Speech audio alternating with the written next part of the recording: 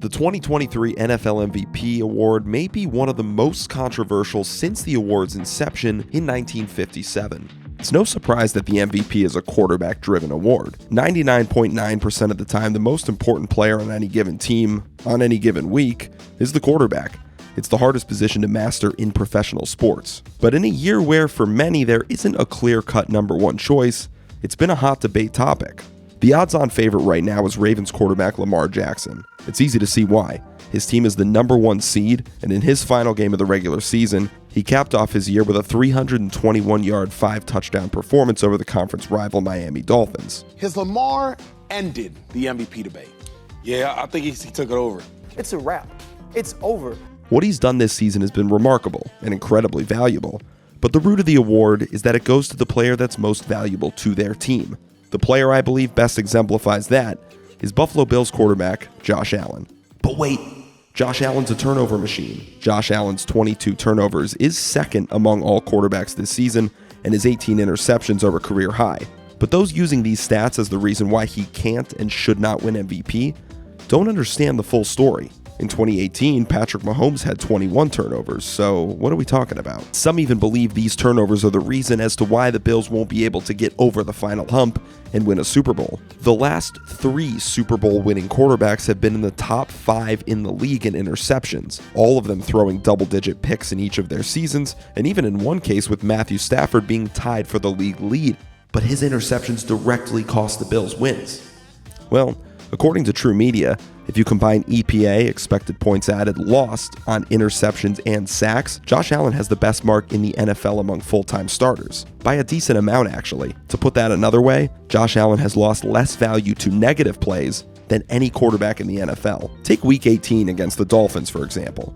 In a game where Allen had 3 turnovers, he still completed 78.9% of his passes, threw for 359 yards with 2 touchdowns, and rushed for 67 yards.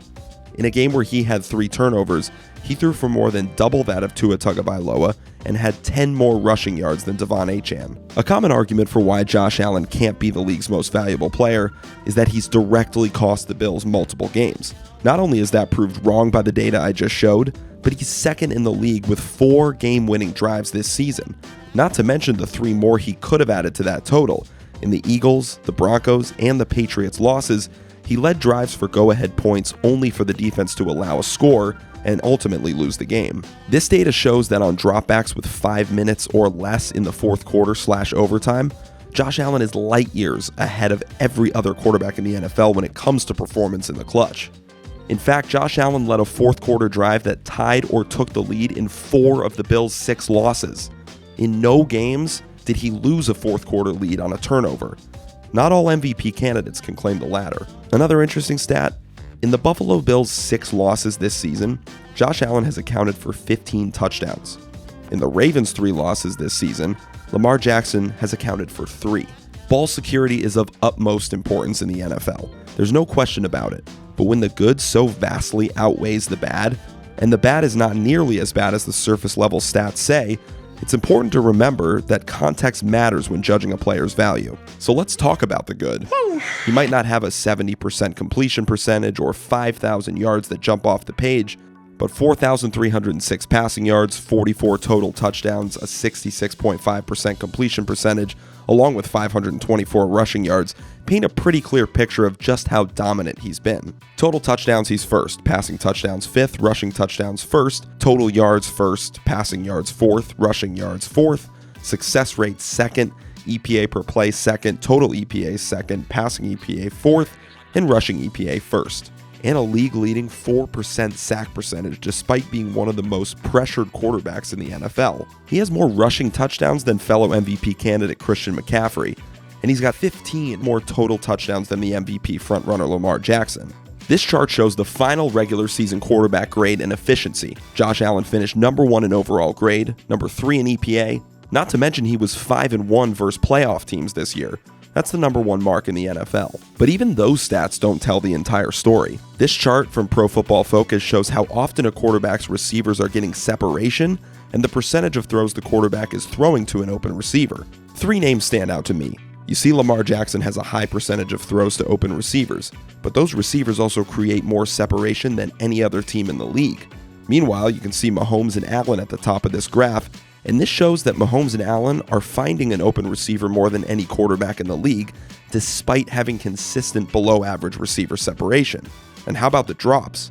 When you talk about Patrick Mahomes, it's all that we've been able to discuss with his receivers and the detriment that they've had on the Chiefs season.